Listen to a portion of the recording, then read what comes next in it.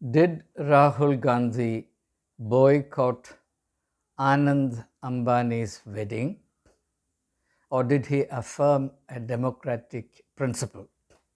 What do you think? Welcome, Vanakkam, Namaskaram.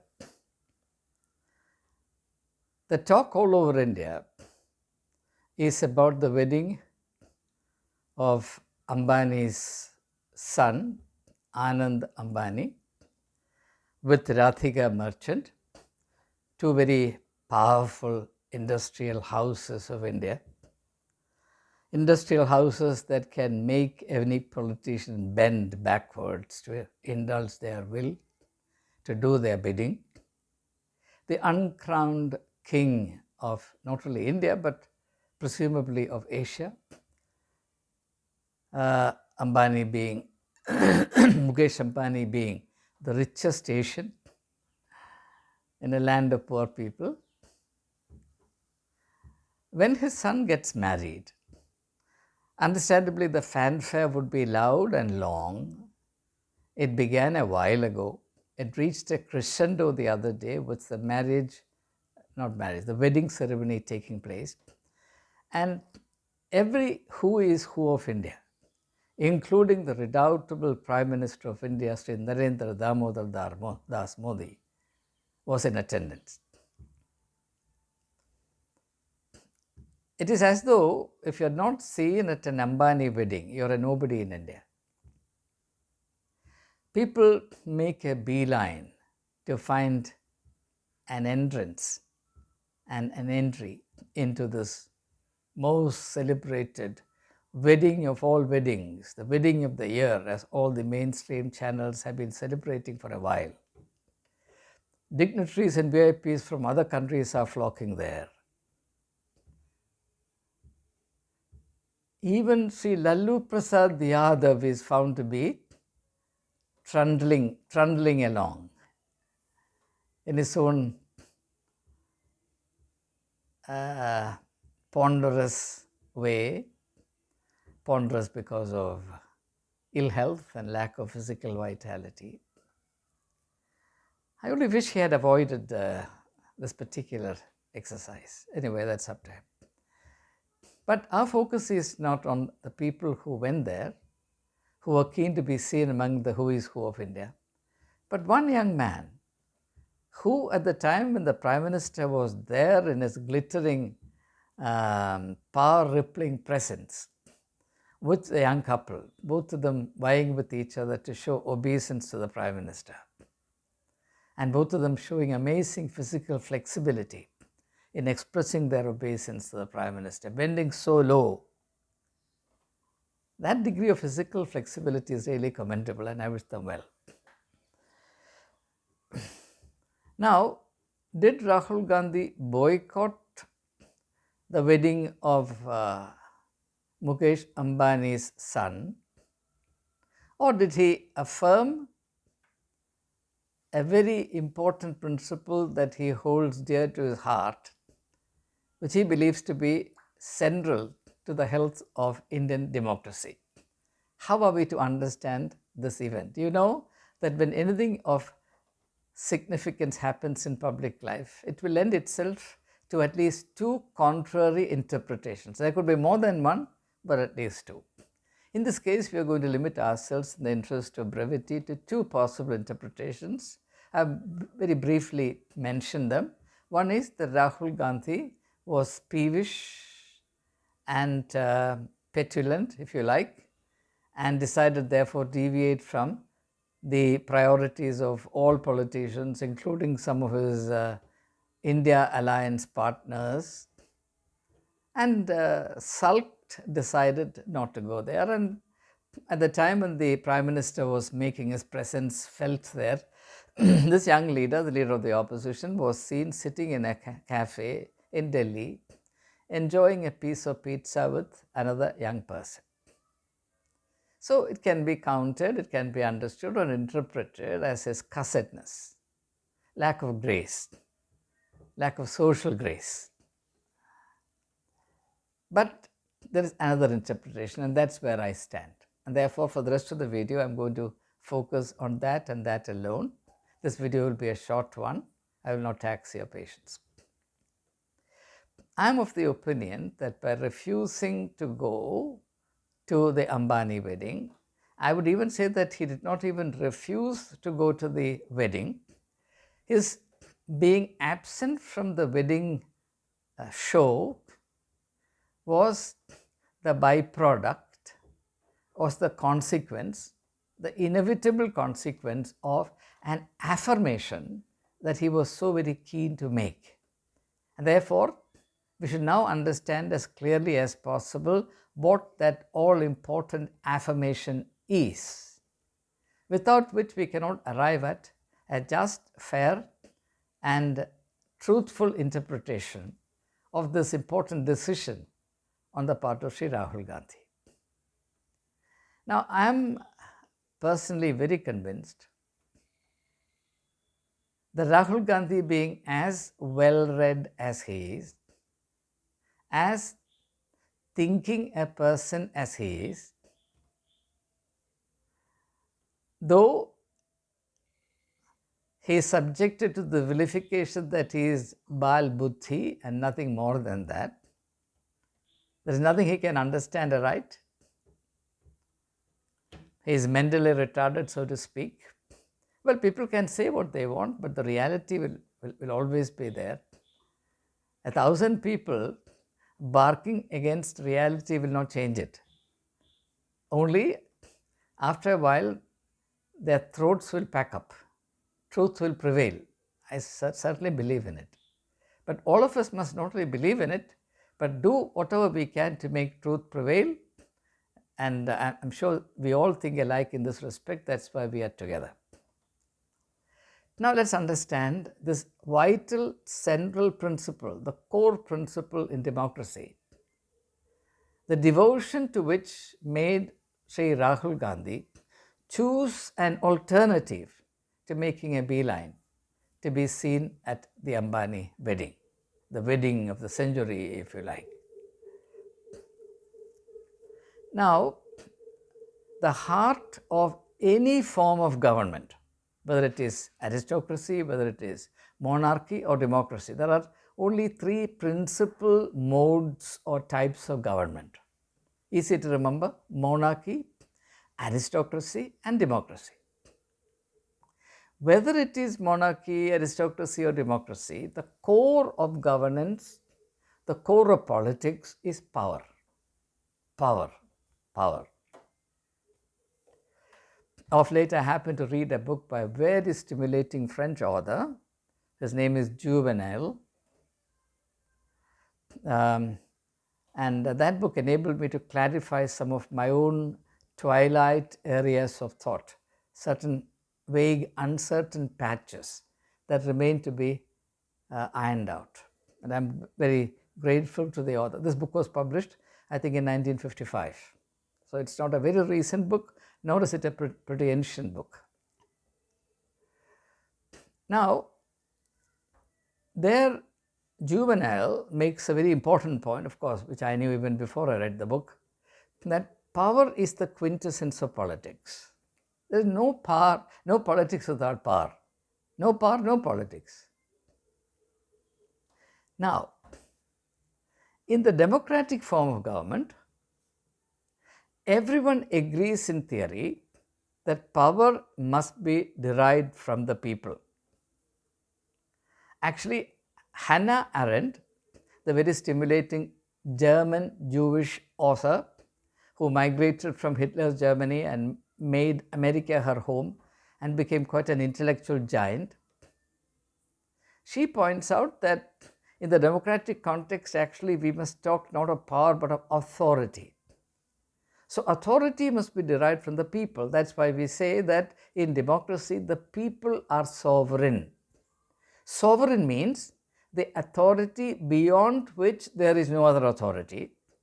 Not only that, the authority which every other subordinate officers or manifestations or centers of authority must accord implicit obedience.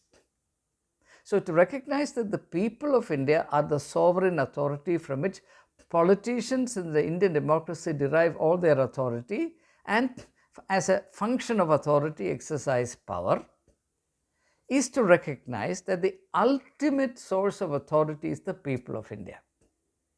So therefore, when a politician makes a choice, he must make that choice with a direct reference to the ultimate importance that must be accorded or attached to the people of India, their will, the sovereign will of the people of India. That's the reason why the preamble to the Indian Constitution begins with the words, "We the people of India give to ourselves the Constitution, a Constitution," right? We the people of India. Now what has happened is, especially in the last 10 years, the power of the people has been superseded with the power of money. The two centers of power are money and people.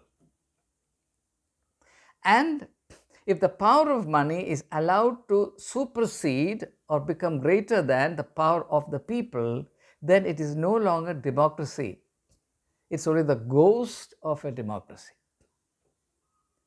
What has happened in the last 10 years, in particular, this tendency has been in the offing for a while.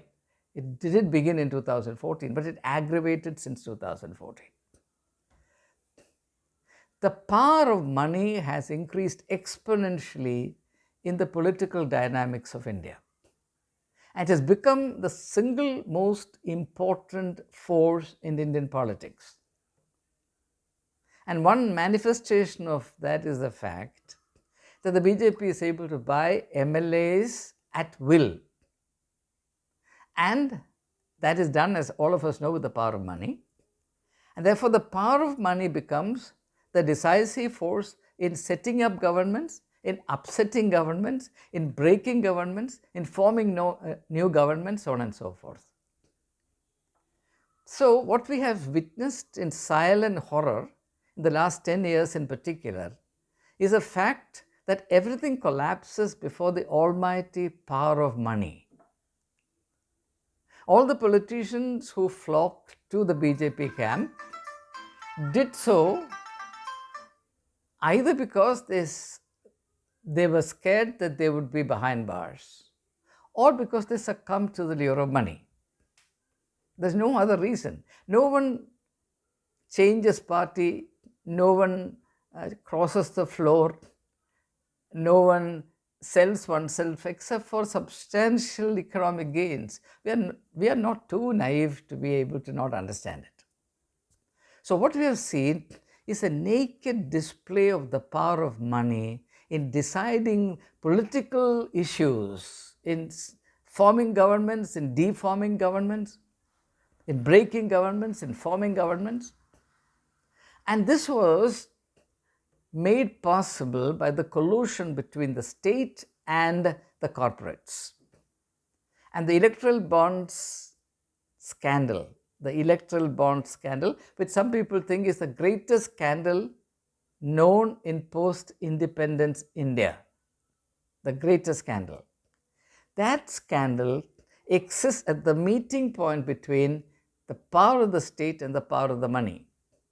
And who commands the power of money? It's the corporates.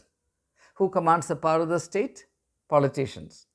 So politicians and the corporates becoming one, as Rahul Gandhi understands very clearly, and we must give him due credit for it.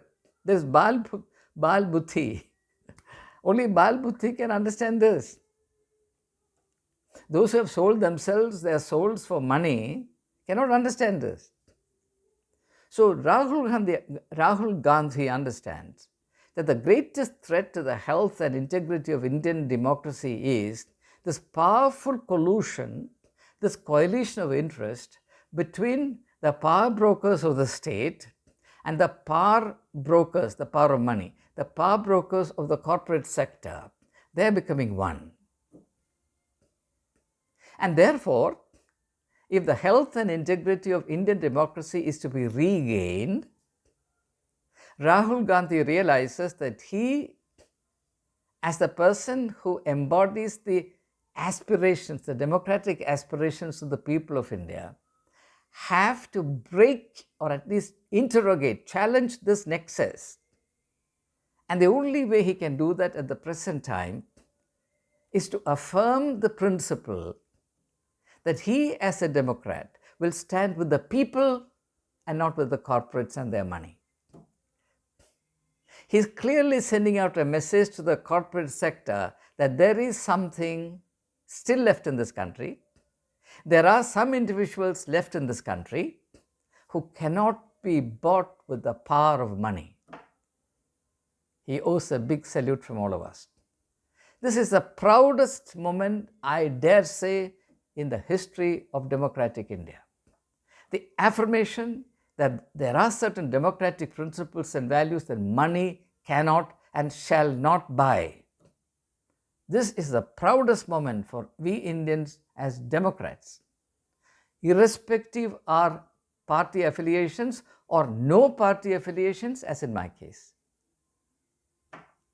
I don't want the significance of this seemingly gentle, casual gesture to be lost on us. It is not a casual gesture. It is not an accidental thing. It is not such an innocent thing, if you like. It's a very powerful statement that the soul of democracy will remain intact so long as he is in politics. And he, thank God, today is the leader of the opposition. I sincerely wish that the leaders of the various opposition parties who comprise the India Alliance had consulted among themselves, and Rahul Gandhi himself had reached out to some of them, and not to coerce them or thrust his opinions upon them or to prevent them in a kind of coercive manner, but to merely tell them why he has chosen to not present himself there, not to line up in front of the mighty gods of the billionaires, the gods of our present-day culture and society. It would have been a great statement. But even as it is, even the fact that there is a single political leader of distinction who refuses to bend his knees before the might of money is a tremendous affirmation that every one of us who cares for the health and integrity of democracy must celebrate. Celebrate is the word. So Rahul Gandhi's decision not to be seen with the big wigs in Mumbai, but to be seen sitting in a corner of a middle-class eating joint, a restaurant, eating a piece of pizza with a young person, is the mightiest blow struck on behalf of Indian democracy. And I'm sure the ripples of this will continue to reverberate in the conscience of Indians for a long time to come. So it's not such a casual thing, it's not such an insignificant thing. Rahul Gandhi was not being churlish or petulant in not going there. He was being heroic in affirming the heart of democracy. And particularly, it bears repetition, particularly in making the most affirmative statement that there are certain things, there are certain ideals, there are certain principles, there is a certain discipline that money cannot and shall not buy. This, my friends, is my humble understanding of why this young man, Rahul Gandhi, chose not to be seen in Mumbai, but to be seen among the ordinary people. It's amazing. It's amazing that these things are happening in our times. It's amazing that there is social media sites, YouTube channels that can bring these stirring moments into our lives. And I thank God that we have this opportunity to share our hearts and our minds, to celebrate something in our midst. At a time when we are otherwise encircled by the gloom or whatever seems to be negative and cynical and hopeless, there is the silver lining on the cloud. There is a light at the end of the tunnel, and that light will continue to illumine the landscape of Indian democracy. Jai Hind.